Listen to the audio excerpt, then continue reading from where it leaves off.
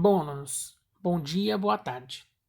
Nós vamos falar sobre, vamos dar continuidade ao iluminismo, tá? Só que os temas que a gente vai abordar nessa videoaula é Adam Smith, Déspotas em Inglaterra, aperta o laço, tá? Então, Adam Smith, Déspotas em Inglaterra, aperta o laço, ok? Vamos lá. O iluminismo.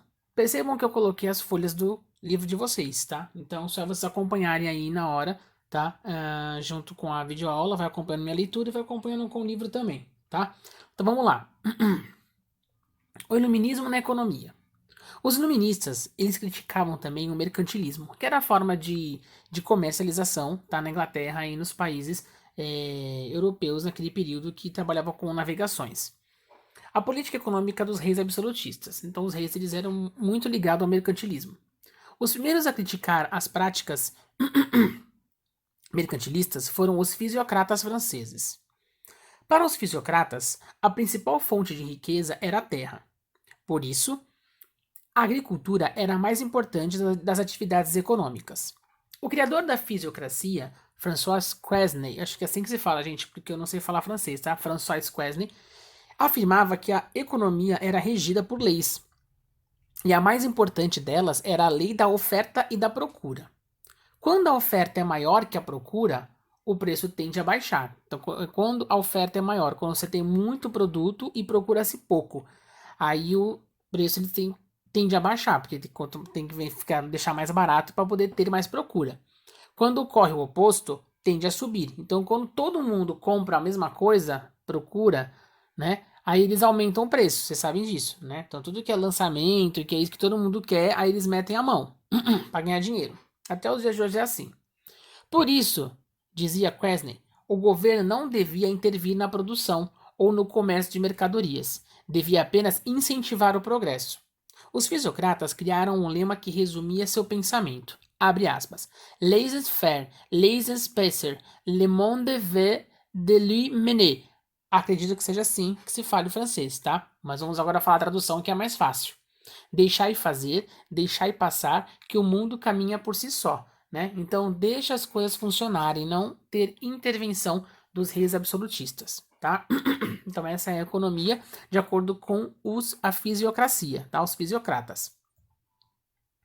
Agora vamos falar sobre Adam Smith e o liberalismo. Então, quem foi Adam Smith e como é que era o liberalismo econômico a partir da visão dele, né? Então, vamos lá. Adam Smith, diferentemente dos fisiocratas, então ele pensava diferente. Então, a gente já percebe aí que o pensamento não é igual ao dos fisiocratas que a gente acabou de ver, né? Para quem a terra era a única fonte de riqueza. Não, para os fisiocratas, né? A terra é a única fonte onde gera riqueza, subsistência para as pessoas, tá? Adam Smith afirmou, com base em pesquisa, então ele pesquisou bastante para chegar nessa conclusão, que só o trabalho cria riqueza. Então, assim, só você trabalhando que você consegue criar seu dinheiro, guardar seu dinheiro e ter a sua riqueza. Mas sabemos que também não é bem assim, né? Então tem muita gente que às vezes tem muita riqueza porque tira de quem mais precisa, né? Dos mais necessitados. Todos nós sabemos disso. Mas se você for trabalhar direitinho, você seguir mesmo a regra, você consegue sim, com muito trabalho, muita perseverança, né? Sendo criativo, com muita habilidade, você consegue crescer também, tá? E ter dinheiro. Portanto, para ele, a única fonte de riqueza é o trabalho e não a terra. Então, assim, para ele é trabalha que você vai ter seu resultado, você vai ter o retorno. É que nem o pessoal fala, né? Que quando a gente pede para Deus alguma coisa assim, aí vai da religião de cada um. Então, assim, não é Deus que dá tudo pra gente. É 50-50, né? Deus ele te dá a força, te dá a inteligência, te dá a vida, né? E você entra com os outros 50% com o trabalho, né? Então, assim, é 50-50. Você tem que fazer por onde para você poder receber aquilo que você pediu, tá? Mas assim, como os fisiocratas, Smith também condenava o exclusivo colonial. Isto é, o que esse exclusivo colonial que ele condenava? É a ideia de que a colônia só podia comerciar através de sua metrópole. Então ele era contra essa coisa de que na Inglaterra, né, que era uma grande metrópole, ela só como é que fala? Vou explicar para vocês, fica mais fácil. Vamos supor, eles não deixavam outros países, né, comercializar com as colônias. Então era só a Inglaterra que colonizava com os países, ou que fazia comércio com os países que eles colonizavam, né? E as colônias também não podiam fazer trâmites, né? Negociação com outras metrópoles. Só tinha que fazer com a metrópole da Inglaterra, que é o país que, vamos por assim, entre aspas, né? Desculpa, gente. Tinha descoberto, né? Tinha descoberto eles e que chegou lá primeiro, vamos dizer assim, né? Dizendo tá sendo bem prático, né? Então ele não concordava com isso, né? De só comercializar com a metrópole, e sim ter um livre comércio entre as nações. Então que todo mundo pudesse comercializar com todo mundo. Todas elas sairiam lucrando, pois cada uma produziria somente aquilo que conseguisse fazer de melhor. As nações com perfil mais agrícola se dedicariam à agricultura. As mais industrializadas se especializariam na indústria. Essa ideia foi muito bem recebida pela burguesia da Inglaterra, pois esse país estava se industrializando rapidamente e desejava ampliar o mercado para outros, né? Para outros, eu posso dizer, peraí, para outros mercados, para outros produtos industrializados, enfim, por defender a livre concorrência entre nações, indivíduos e empresas, e por ser contrário à intervenção do Estado na economia, Adam Smith ficou conhecido como o pai do liberalismo econômico, por ser liberal. Né, por ter livre comércio entre as nações, né, por cada um comercializar aquilo que mais tem de precioso e que mais sabe fazer, vamos dizer assim, tá? Agora vamos falar sobre os déspotas esclarecidos, né? Quem foram os déspotas, né? Então são reis absolutistas, né? Como tá dizendo aqui, ó, que eles usavam ideias iluministas, né? Para diminuir as críticas, porque eles estavam sendo muito criticados com esses pensamentos iluministas, né? Eles estavam sendo, estavam caindo matando em cima deles, porque a forma que eles tratavam, né? O seu povo, vamos dizer assim, de forma muito negativa, né? Então, o que eles faziam? Eles usavam, né, algumas coisas, algumas formas, né, dentro do governo deles e por meio de reformas estimulavam o crescimento de suas nações.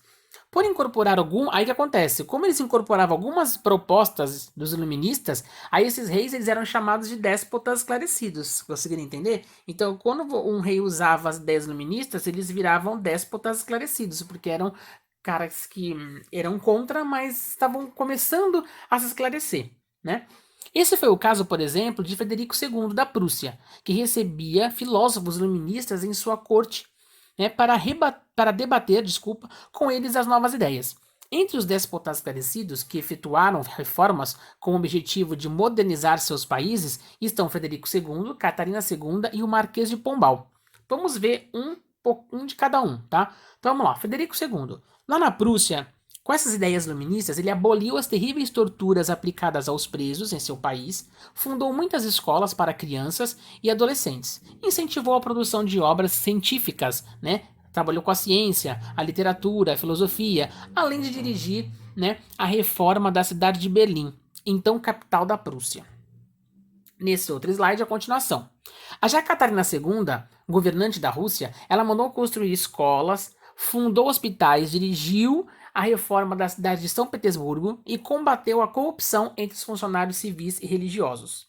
Já o Marquês de Pombal, e por último, ele era ministro do rei de Portugal, e enquanto esteve no poder, governou como um déspota esclarecido. Ele modernizou o exército, incentivou o comércio e as manufaturas portuguesas, ao aumentar os impostos sobre produtos estrangeiros, sobretudo o dos ingleses, e fez de tudo para tirar o ensino das mãos dos religiosos, né? Porque a igreja que ensinava naquela época, né, tinha o domínio do ensinamento, expulsando os jesuítas de Portugal e de suas colônias, né? Do exemplo aqui do Brasil também era a colônia de Portugal e os jesuítas que ensinavam os índios, né,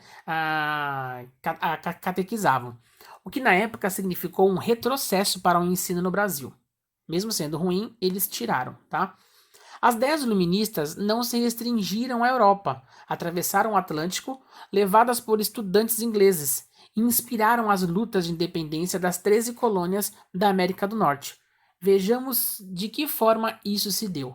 Então, assim, isso aí vai ficar para uma próxima aula, tá? A gente vai até aqui nessa aula, tá? Tô indo bem devagar, com calma, para vocês poderem entender, tá? E aí na próxima aula a gente vai falar, aí já vai entrar, né? A próxima não. A gente vai falar agora sobre a Inglaterra e aperta o laço, tá? Aí sim, depois disso, fica para um outro momento. Vamos lá. A Inglaterra aperta o laço. No século XVII, primeiro século da colonização da América do Norte, a Inglaterra quase não interferiu nos assuntos internos das 13 colônias, tá? No século seguinte, porém, a Inglaterra começou a mudar sua política colonial e passou a oprimir suas colônias na América. Entre os motivos que levavam, né, a essa mudança na política colonial inglesa, cabe citar. Por que eles começaram a oprimir as colônias, né? Então tem dois motivos aí. Ó. O A, ele fala assim: a concorrência que as mercadorias norte-americanas faziam às inglesas no mercado externo, né? Então os americanos, os norte-americanos, eles começaram também a disputar colônias e disputar países, né, localidades no mundo que davam para eles também vender, fazer troca de mercadoria. E isso os ingleses começaram a incomodar muito eles, porque eles eram, vamos dizer assim, o top, né? Na questão de vender produtos, né? De mercantilismo, de vendas de mercadorias. Então os Estados Unidos começou a virar um concorrente. Isso começou a incomodar. B. As guerras em que a Inglaterra se envolveu. Então teve duas: a Guerra Franco-Índia, tá? Ela foi iniciada em 1754, quando os colonos norte-americanos invadiram as terras indígenas situadas além dos montes Apalaches, tá? Provocando a reação dos franceses que lá viviam e dos indígenas aliados a eles. Então, quando a Inglaterra, né, os colonos americanos invadiram lá, aí teve um rebuliço, né? Então, provocando a reação dos franceses. Os franceses não gostaram dessa invasão, né? E aí os indígenas que estavam do lado deles, aí começou essa guerra entre os americanos e os franceses junto com os indígenas daquela localidade, tá? E aí a Inglaterra acabou se envolvendo com isso também. A Guerra dos Sete Anos, de 1756 a 1763, tá? Ela foi motivada principalmente pela disputa entre a França e a Inglaterra, por terras situadas na África. Então foi a disputa entre esses dois países aí, né? A França e a Inglaterra, tá? Então eles brigavam pela África, tá? Na Ásia e na América do Norte, que eram três colônias que eles estavam ali também disputando seus territórios. A Inglaterra ela venceu as duas guerras, mas saiu delas financeiramente abalada, porque uma guerra sempre se gasta dinheiro, né? E para recuperar-se, aumentou os impostos pagos pelos habitantes das 13 colônias. Então, quem pagou o parto, né, foram os povos que viviam lá nas 13 colônias, que a gente vai aprender na próxima, lá no processo de independência, né, que foi a Inglaterra que deu pontapé no nascimento, né, no crescimento dos Estados Unidos aí com as 13 colônias, ok? Então, aí logo em seguida vocês vão ter 9 questões para estar respondendo, tá? Aqui, bem simples, de acordo com tudo isso que eu falei. Você pode estar usando o livro ou então aqui o slide para estar respondendo, tá? E você tem a data de entrega até dia 26/6. Você tira a foto do seu caderno, coloca a pergunta e resposta e manda para mim pelo WhatsApp até dia 26/6, ok? Obrigado e tenham um bom dia.